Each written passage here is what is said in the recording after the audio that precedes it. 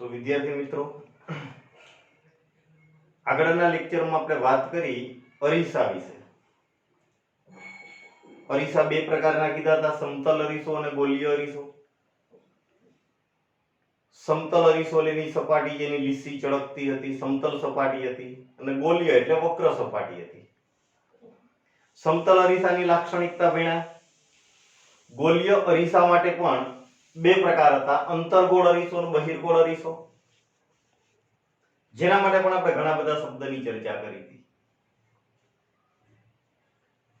હવે આપણે વાત કરીએ કે કોઈ ગોલીય અરીસો છે, વક્ર અરીસો. બે પ્રકારના કીધા, અંતર્ગોળ બહિર્ગોળ. ગોલીય અરીસા વડે પ્રતિબિંબ મેળવવું હોય. યાદ છે ને, પ્રતિબિંબ કોને કહેતા હતા? જ્યાં કિરણો પરાવર્તન પામે અને ભેગા થાય. અરીસાની અંદર પરાવર્તન થઈને ભેગા થાય.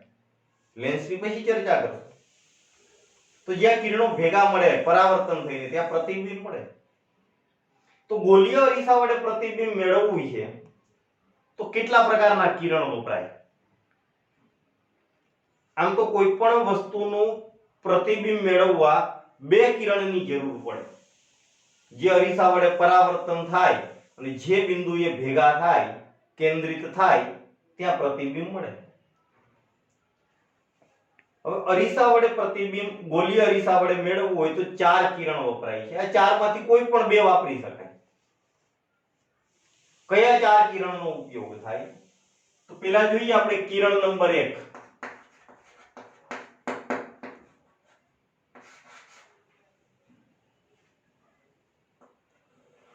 આને કયો અરીસો કહેવાય? ગોલીય અરીસો. પણ હું બહારની બાજુ રંગ લગાવું તો એની અંદરની સપાટી ઉપરથી પરાવર્તન થાય એટલે અંતર્ગોળ અરીસો કહેવાય.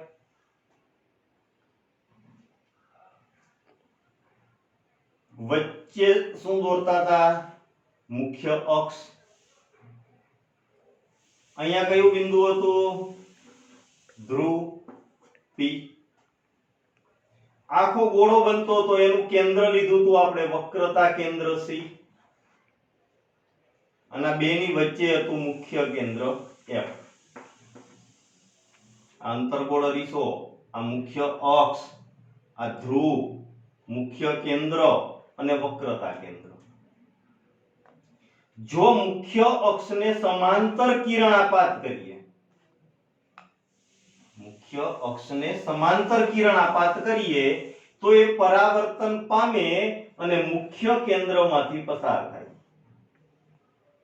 મુખ્ય અક્ષને સમાંતર કિરણ અંતર્ગોળ અરીસા વડે પરાવર્તન પામે તો મુખ્ય કેન્દ્રમાંથી પસાર થાય.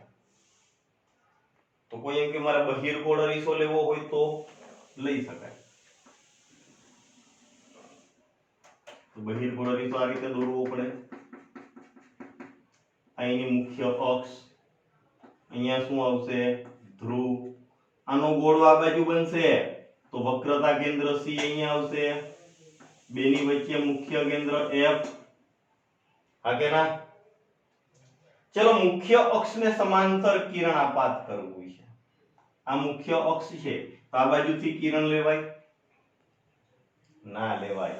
અરીસાની પાછળથી કોઈ પ્રકાશ આવે? વસ્તુ હંમેશા ક્યાં રાખવી પડે? અરીસાની સામે. તો અહીંથી મુખ્ય અક્ષને સમાંતર કિરણ આપાત થાય. તો અરીસા પર અથડાય, અરીસાની આરપાર ન નીકળે, એનું પરાવર્તન થાય.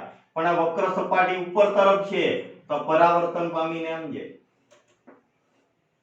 પણ જો તમે આને પાછળ લંબાવો તો F માં જતું હોય, એટલે કે મુખ્ય કેન્દ્રમાં જતું હોય એવો આભાસ થાય.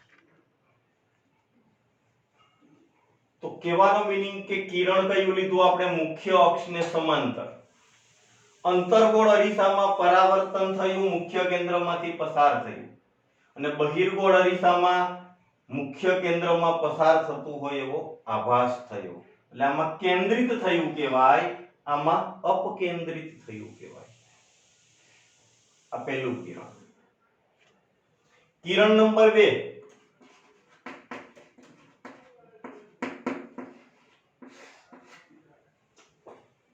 Vote is this? અંતર્ગોળ અરીસો. આને શું કહેવાય? મુખ્ય અક્ષ. અહીંયા કયું બિંદુ હતું? ધ્રુવ P. વચ્ચે કોણ આવતું હતું? F. F એટલે મુખ્ય કેન્દ્ર.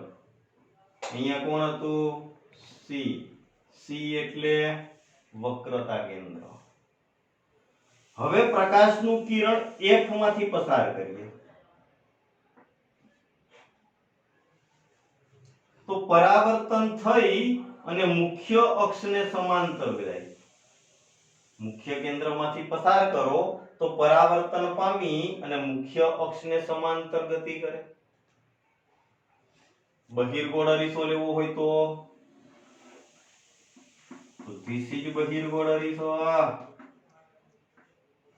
મુખ્ય અક્ષ ધ્રુવ P, મુખ્ય કેન્દ્ર F અને વક્રતા કેન્દ્ર C. અહીંયા F તરફ આપાત કરો, અંદર તો ના જાય પણ F માં જતું હોય એવો આભાસ.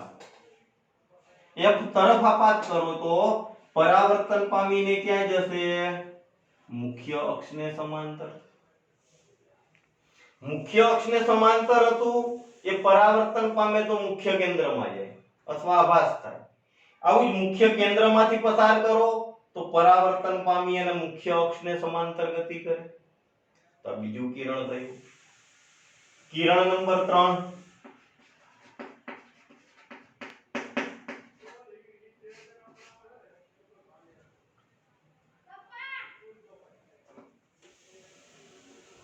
અંતર્ગોળ અરીસો. શું કહેવાય? શું? મુખ્ય અક્ષ અને ધ્રુવ, મુખ્ય કેન્દ્ર અને વક્રતા કેન્દ્ર. હવે વક્રતા કેન્દ્રમાંથી પસાર કરીએ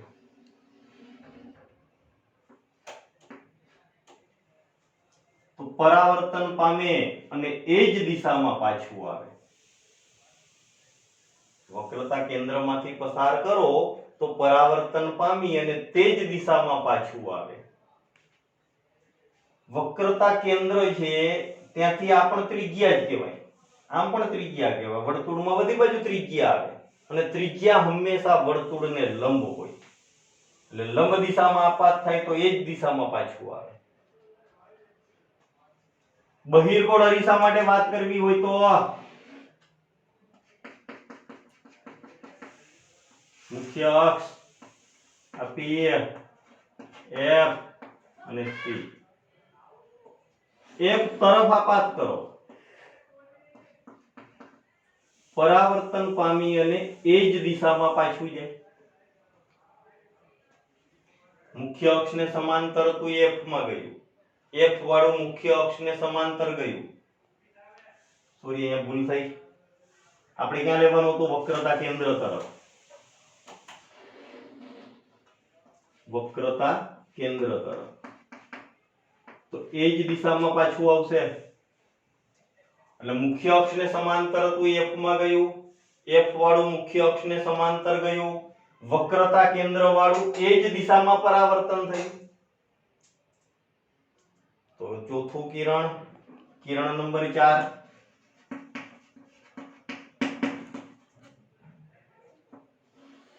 what is this? ફાફડાંડી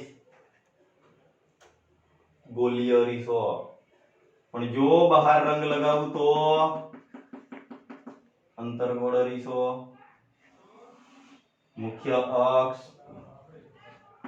ધ્રુવ, મુખ્ય કેન્દ્ર, વક્રતા કેન્દ્ર.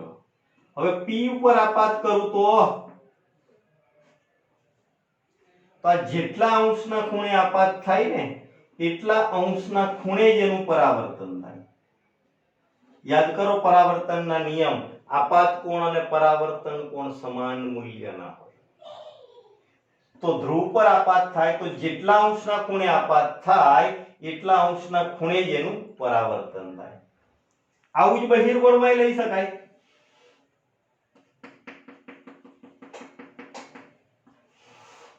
અહીંયા શું હતું? ધ્રુવ, મુખ્ય કેન્દ્ર, વક્રતા કેન્દ્ર. ધ્રુવ ઉપર આપાત કરો તો એટલા અંશના ખૂણે જેનું પરાવર્તન થાય. તો ચાર કિરણ લીધા, મુખ્ય અક્ષને સમાંતર F માંથી પસાર થઈ, F વાળું મુખ્ય અક્ષને સમાંતર ગયું, વક્રતા કેન્દ્ર વાળું એ જ દિશામાં પાછું આવ્યું અને ધ્રુવ પર આપાત કર્યું તો એટલા ખૂણે જ એનું પરાવર્તન થયું. તો ચાર કિરણ છે, આ ચારમાંથી કોઈ પણ બે કિરણનો ઉપયોગ કરીએ અને જ્યાં બંને છેદે કેન્દ્રિત થાય, ભેગા થાય, ત્યાં વસ્તુનું પ્રતિબિંબ મળે. તો હવે આપણે જોઈએ કે વસ્તુને જુદા જુદા અંતરે રાખીએ તો વસ્તુનું પ્રતિબિંબ કયા સ્થાને મળે. તો હવે આપણે જોઈએ વસ્તુને જુદા જુદા અંતરે મૂકીએ અરીસાની સામે અને પ્રતિબિંબ ક્યાં મળે, કેવું મળે અને કઈ રીતે મળે. પેલા વસ્તુનું સ્થાન લઈએ આપણે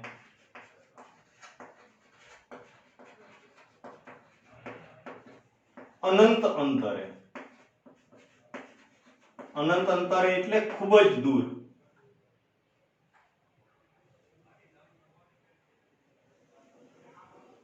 કયો અરીસો? ગોલીય. હવે કયો અરીસો? અંતર્ગોળ અરીસો. આને શું કહેવાય? મુખ્ય અક્ષ. અને ધ્રુવ P, મુખ્ય કેન્દ્ર F અને વક્રતા કેન્દ્ર C. વસ્તુનું સ્થાન ક્યાં લીધું આપણે? અનંત અંતરે. અનંત અંતર એટલે ખૂબ જ દૂર. અને દૂરની વસ્તુમાંથી આવતા પ્રકાશના કિરણો કેવા લેવાય? સમાંતર. દૂરની વસ્તુમાંથી જે પણ પ્રકાશ આવે એ કિરણ કેવા ગણવામાં આવે? સમાંતર. સમાંતર કિરણ ઉપર લઈ શકાય, કોઈ એમ કે મારે નીચે લેવું છે તો નીચે લઈ શકાય, પણ લેવાના બધા મુખ્ય અક્ષને સમાંતર. અરીસાની સપાટી પર અથડાય, પરાવર્તન પામે, આ બધા ત્યાં ભેગા થવાના એક ઉપર. તો અહીંયા કેન્દ્રિત થાય તો અહીંયા પ્રતિબિંબ મળે. તો લખવાનું કે પ્રતિબિંબનું સ્થાન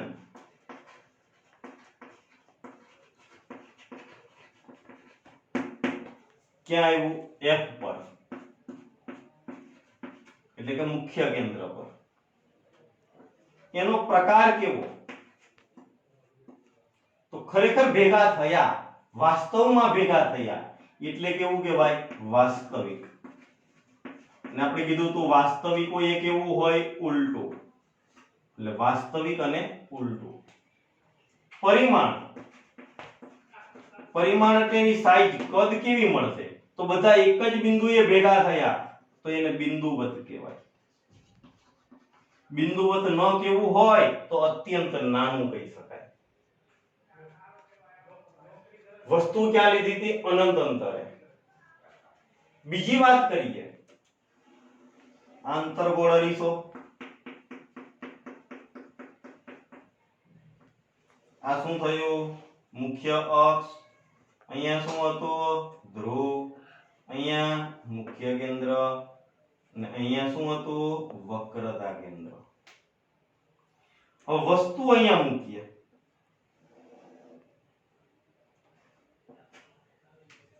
ક્યાં રાખી વસ્તુ? C થી દૂર. તો આની જેમ જ લખવાનું, વસ્તુનું સ્થાન તો કે C થી દૂર. C ન લખવું હોય તો વક્રતા કેન્દ્ર. હવે અહીંથી આપણે પ્રતિબિંબ મેળવવું છે, ક્યાં મળે? તો આપણે ચાર કિરણની ચર્ચા કરી. આ મેં કીધું ચારમાંથી કોઈ પણ બે વાપરી શકાય. પહેલી આકૃતિમાં ચારે ચારનો ઉપયોગ કરીએ, પછી કોઈ પણ બેનો ઉપયોગ કરીશું. ચલો, પહેલું કિરણ કયું હતું? મુખ્ય અક્ષને સમાંતર. પરાવર્તન થાય તો F માંથી પસાર થાય. C માંથી પસાર કરીએ તો એ જ માર્ગે પાછું આવે. તો બંને અહીંયા ભેગા થાય તો અહીંયા પ્રતિબિંબ મળે. આમ ઉલટું મળે. અને ઉલટું એટલે વાસ્તવિક જ હોય. તો વસ્તુનું સ્થાન ક્યાં લખ્યું હતું આપણે? C થી દૂર. પ્રતિબિંબનું સ્થાન ક્યાં આવ્યું? C અને F ની વચ્ચે. તો એ લખવાનું C અને F ની વચ્ચે. પ્રકાર તો કે વાસ્તવિક અને ઉલટું. પરિમાણ તો વસ્તુ કરતા નાનું. આમાં તો અત્યંત નાનું હતું, આમાં શું આવશે? વસ્તુ કરતા નાનું. કોઈ એમ કે મારે કિરણ સમાંતર લેવું હતું, બીજું મારે F માંથી પસાર કરવું હોય તો આ પરાવર્તન પામે તો મુખ્ય અક્ષને સમાંતર જાય, તો ભેગું તો ત્યાં જ થાય. કોઈ એમ કે મારે P માં આપાત કરવું તો કરી શકાય, પરાવર્તન પામે એટલા અંશના ખૂણે જ, તો પણ પ્રતિબિંબ તો ત્યાં જ મળે. એટલે ચારે ચાર વાપરીને આકૃતિમાં ખીચડી નથી કરવાની, કોઈ પણ બે વાપરવાના. વર્ણન આ પ્રમાણે લખવાનું છે. પરીક્ષાની અંદર કોઈ એક આકૃતિ પૂછે, સ્થાન પ્રકાર પરિમાણ, તો 2 માર્કમાં પૂછે. બે આકૃતિ પૂછે 3 માર્કમાં પૂછે. તો પેલા લીધું અનંત અંતરે, પછી વસ્તુનું સ્થાન લીધું C થી દૂર. હવે લઈએ C તરફ, C પર થોડા આગળ.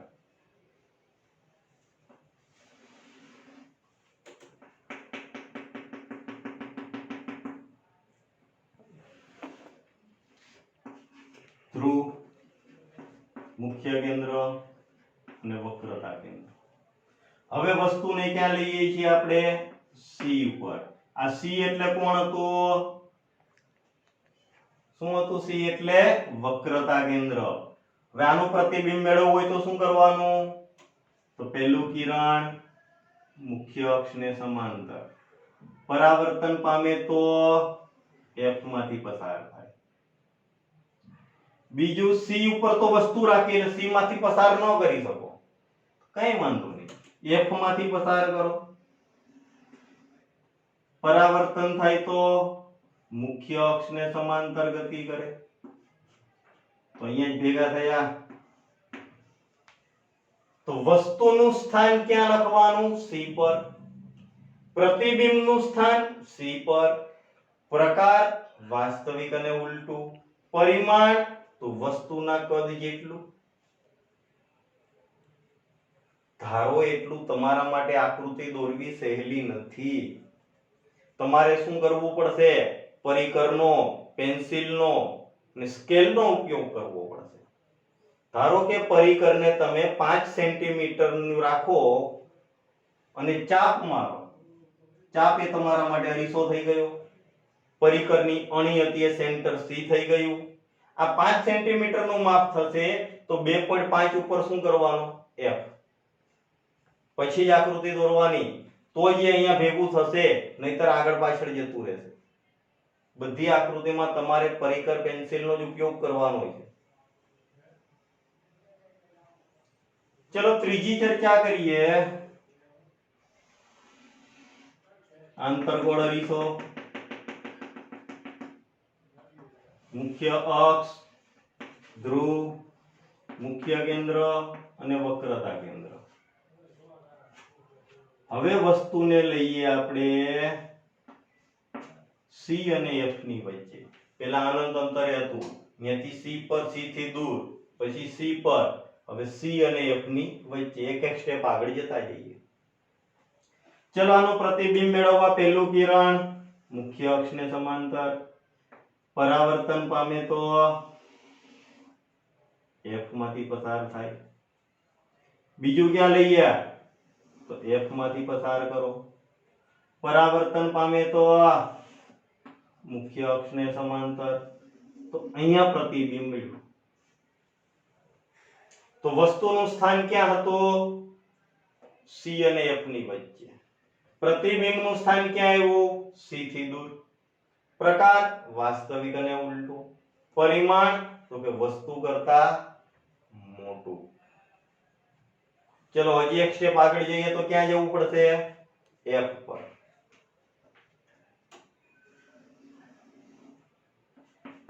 આ કયો અરીસો? અંતર્ગોળ. મુખ્ય કેન્દ્ર, મુખ્ય અક્ષ, અહીંયા શું હતું? ધ્રુવ, અહીંયા મુખ્ય કેન્દ્ર અને અહીંયા વક્રતા કેન્દ્ર. હવે વસ્તુને લઈએ F ઉપર. ક્યાં લીધી? F પર. પહેલું કિરણ સમાંતર, પરાવર્તન પામે તો f માંથી પસાર થાય, f ઉપર છે તો f માં તો ન જાય, c માં જઈ શકે, બંને કિરણ સમાંતર બની જશે, અને સમાંતર હોય એ ક્યાં જાય? અનંત અંતરે. તો વસ્તુનું સ્થાન ક્યાં હતું? f પર. પ્રતિબિંબનું સ્થાન ક્યાં આવશે? અનંત અંતરે. પ્રકાર વાસ્તવિક ઉલટું, પણ પરિમાણ તો કે અત્યંત મોટું અથવા અનિશ્ચિત કહેવાય. અનંત અંતરે કેવું મળે કોને ખબર? અત્યંત મોટું લખવાનું અથવા અનિશ્ચિત લખવાનું. કોઈ એમ કે મારે p માંથી પસાર કરવું હતું તો એટલા અંશના જ ખૂણે પરાવર્તન થાય, તો પણ એવું જ થાય, જાય તો સમાંતર કિરણ છે. ચલો f થી આગળ જઈએ તો હવે f અને p ની વચ્ચે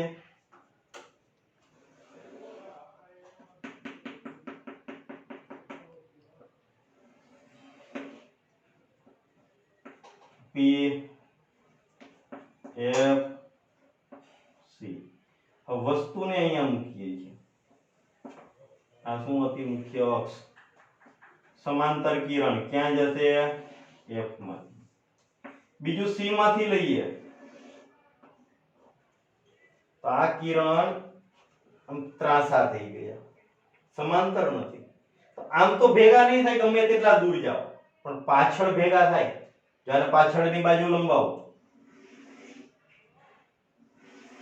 તો અહીંયા ભેગા થઈ જાય, તો અહીંયા પ્રતિબિંબ મળે, ચત્તુ મળે.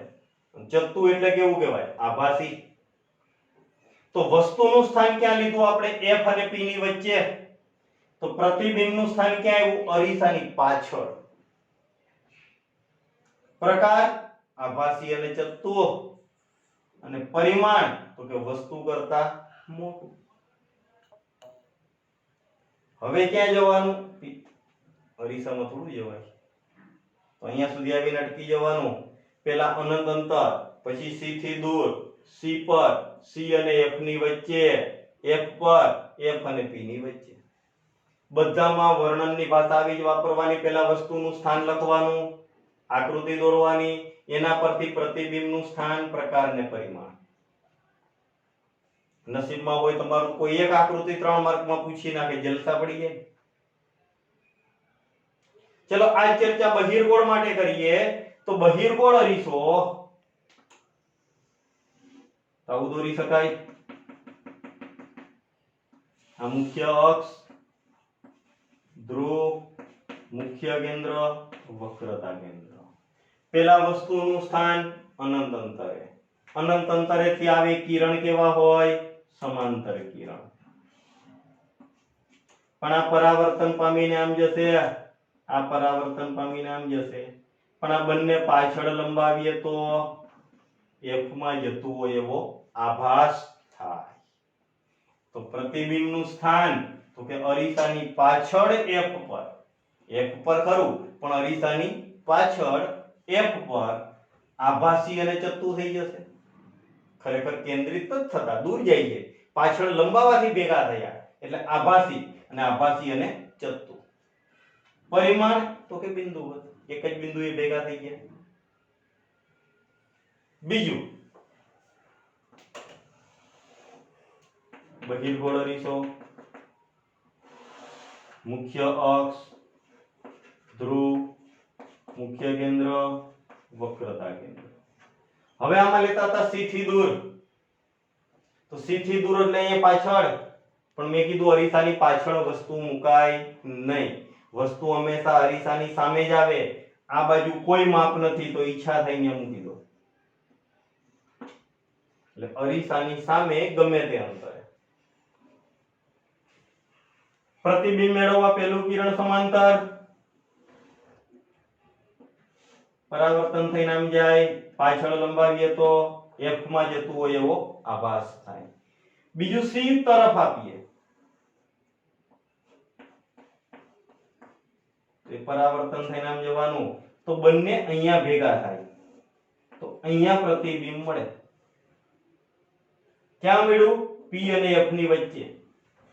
આભાસી ચત્તુ, પણ વસ્તુ કરતા નાનું. તો આમાં બે જ આકૃતિ બનશે અને બંનેમાં પ્રતિબિંબ કેવું થયું? આભાસી, ચત્તુ અને નાનું. એટલે કે બહિર્ગોળ અરીસો એવો છે કે જેમાં પ્રતિબિંબ તમને હંમેશાને માટે આભાસી, ચત્તુ અને નાનું જ મળે. આની અંદર આભાસી થયું, ચત્તુ થયું, વાસ્તવિક થયું, ઉલટું થયું, નાનું થયું, મોટું થયું, બધું શક્ય છે. જ્યારે આમાં માત્ર આભાસી, ચત્તુ અને નાનું જ મળે. હવે અંતર્ગોળ અરીસો, તો અંતર્ગોળ અરીસાનો ઉપયોગ ક્યાં થાય? ખ્યાલ છે કોઈને? અંતર્ગોળ અરીસો ક્યાં વપરાય? તો તમે ટોર્ચ જોઈ હોય, ટોર્ચમાં વચ્ચે લેમ્પ હોય, પાછળનો ભાગ વક્ર સપાટી હોય, તો એ શું છે? અંતર્ગોળ અરીસો જ છે એક પ્રકારનો. ચળકતી સપાટી એટલે અરીસો થઈ ગયો. એમાં લેમ્પ ને ક્યાં રાખેલો હોય? એના મુખ્ય કેન્દ્ર ઉપર, અહીંયા હોય. આ તમારી ટોર્ચની સપાટી છે, વક્ર સપાટી. એમાં તમે લેમ્પ ફિટ કરેલો છે. આ લેમ્પ ક્યાં આવતો હોય? એફ ઉપર. તો એફ માંથી પ્રકાશના કિરણો અરીસા પર અથડાય, એ પરાવર્તન થઈને ક્યાં જતા રહે? સમાંતર, એટલે દૂર સુધી પ્રકાશ જઈ શકે. સર્ચ લાઇટ હોય, ઘણા પિક્ચરમાં એમાં તમે જોતા હોય, કમાન્ડર હોય, પોલીસ વાળાઓ રાત્રે સર્ચ કરવા માટે નીકળતા હોય, દૂર સુધી એનો ફોકસ પડતો હોય, તો એમાં પણ કયો અરીસો વપરાય? અંતર્ગોળ અરીસો. વાહનની હેડલાઇટ, એમાં દૂર સુધી પ્રકાશ મોકલવો છે, તો એમાં પણ કયો અરીસો વપરાય? અંતર્ગોળ અરીસો. તો અંતર્ગોળ અરીસાના ત્રણ ઉપયોગ કીધા તમને. એક તો કયું કીધું? ટોર્ચની અંદર, બીજું સર્ચ લાઇટની અંદર, અને ત્રીજું વાહનોની હેડલાઇટમાં. આ ઉપરાંત દાઢી અને મેકઅપ માટે જે અરીસો વપરાય એ પણ અંતર્ગોળ અરીસો રાખે, કે જેમાં વ્યક્તિને અંતર્ગોળ અરીસાની સામે બેસાડે તો એનું મોટું પ્રતિબિંબ મેળવી શકાય. દાઢીના નાના વાળ હોય પણ મોટા દેખાય, સરળતાથી દાઢી કરી શકાય. દાંતના ડોક્ટર પાસે જાઓ તો દાંતને ચેક કરવા માટે અંદર, એના માટે જે અંદર નાખે છે અરીસા જેવો ભાગ, એ પણ કયો છે? અંતર્ગોળ અરીસો. સૂર્ય કુકર હોય, સોલર ભઠ્ઠી હોય, જેમાં પ્રકાશના કિરણોને કેન્દ્રિત કરવા છે અને વધુ ઉષ્મા મેળવવી છે, તો એ કેન્દ્રિત કરવા માટે પણ કયો અરીસો વાપરે છે? અંતર્ગોળ. કેમ કે સૂર્યમાંથી આવેલો દૂરથી આવતો પ્રકાશ, સમાંતર કિરણ ક્યાં ભેગા થાય? બધા એફ પર. તો અહીંયા સૂર્ય કુકરમાં ખોરાકના ડબ્બા ક્યાં રાખે? એફ ઉપર. એટલે પુષ્કળ ગરમી મળે અને ખોરાક ઝડપથી રાંધી શકાય. નાક કાન ગળાના ડોક્ટર હોય, હેડ મિરર વાપરે અંદરના અવયવો જોવા માટે, એમાં પણ અંતર્ગોળ અરીસો વપરાય. દૂરબીન તમે જે સાદું વાપરો એ લેન્સ વાળું, એની વાત નથી. આ રિફ્લેક્ટિંગ ટેલિસ્કોપ કહેવાય, પરાવર્તક ટેલિસ્કોપ. એની અંદર પણ કયો અરીસો વપરાય? અંતર્ગોળ અરીસો. તો અંતર્ગોળ અરીસાના કયા કયા ઉપયોગ કીધા? ફરી એક વખત. ટોર્ચ, સર્ચ લાઇટ અને હેડલાઇટ ની અંદર, વાહનની હેડલાઇટ. બીજું દાઢી અને મેકઅપ કરવા માટેના અરીસાઓ. દાંતનું મોટું પ્રતિબિંબ મેળવવા માટે દાંતના ડોક્ટર એનો ઉપયોગ કરે છે. સૂર્ય કુકર ને સૌર ભઠ્ઠીની અંદર વધુ ઉષ્મા મેળવવા વપરાય છે. હેડ મિરર તરીકે નાક કાન ગળાના ભાગ ચકાસવા માટે. અને દૂરબીન જેને કહેવાય રિફ્લેક્ટિંગ ટેલિસ્કોપ, પરાવર્તક ટેલિસ્કોપની અંદર પણ આ અંતર્ગોળ અરીસો વપરાય. તો પ્રશ્ન એવો થાય કે બહિર્ગોળ અરીસો ક્યાં વપરાય? તો તમારા વાહન, તમે કોઈ બાઇક ચલાવતા હોય કે ફોર વ્હીલ ચલાવતા હોય તો એનું સાઈડ મિરર, સાઈડ ગ્લાસ, એ બહિર્ગોળ હોય. બહિર્ગોળમાં પ્રતિબિંબ કેવું કીધું? તો આભાસી, ચત્તુ, નાનું. દૂરથી પાછળ ટ્રક આવતો હોય તો એ અરીસામાં તમને નાનો દેખાશે, નજીક દેખાશે. જો અંતર્ગોળ વાપરવું હોય, પ્રતિબિંબ મોટું થતું હોય તો ટ્રક અરીસામાં સમાય, તેનું પ્રતિબિંબ નાનું મેળવવા, અને આભાસી હોય પાછું ચત્તુ જ મળે. આમાં તો મોટું થાય ને ઉલટું થાય. ઉલટો ટ્રક આવતો હોય કેવો લાગે? તો વાહનના સાઈડ મિરરમાં પણ કયો વપરાય છે? બહિર્ગોળ અરીસો. કેમ કે એમાં આભાસી, ચત્તુ અને નાનું પ્રતિબિંબ હોય. બીજું દુકાનદાર. હવે તો જો કે જમાનો બદલાઈ ગયો, આ તો વર્ષો પહેલાની વાત છે, કે દુકાનદાર એ પણ બહિર્ગોળ અરીસો વાપરતો, ગ્રાહકો કોઈ એની સાથે છેતરપિંડી ન કરે, ચોરી ન કરી શકે એના માટે. સ્વાભાવિક છે કે દુકાનની અંદર, ધારો કે હું દુકાનદાર છું, તમારી સામે ઊભો છું, તમે કોઈ વસ્તુ ખરીદી કરવા આવેલા છો, આગળ કાઉન્ટર છે, પાછળ વસ્તુ મૂકેલી છે, હું વસ્તુ લેવા માટે પાછળ ફરું છું અને અહીંથી કોઈ વ્યક્તિ કોઈ વસ્તુ ચોરી કરી શકે. હવે તો સીસીટીવી કેમેરા આવી ગયા. તમને એમ થાય કે સીસીટીવી કેમેરા હોય ને, પણ વર્ષો પહેલા નહોતા. ત્યારે શું કરતા? તો ઉપર બહિર્ગોળ અરીસો હોય. એ વસ્તુ એ ખરીદી કરતા હોય ત્યારે એનું ધ્યાન બહિર્ગોળ અરીસા તરફ જઈ શકે, તો એનું તમારું પ્રતિબિંબ ત્યાં દેખાતું હોય. તો એ દુકાનદાર પોતાની સાવચેતી માટે આ બહિર્ગોળ અરીસાનો ઉપયોગ કરે. તો બહિર્ગોળ અરીસાના બે ઉપયોગ કીધા, એક દુકાનદાર માટે અને બીજું કીધું વાહનોના સાઇડ મિરર તરીકે. તો આ વાત કરી અંતર્ગોળ બહિર્ગોળ અરીસા વડે પ્રતિબિંબ કેવા મળે, ક્યાં મળે, પ્રકાર કેવો, પરિમાણ કેવું, અને અંતર્ગોળ અને બહિર્ગોળ અરીસાના ઉપયોગ કેવા થાય.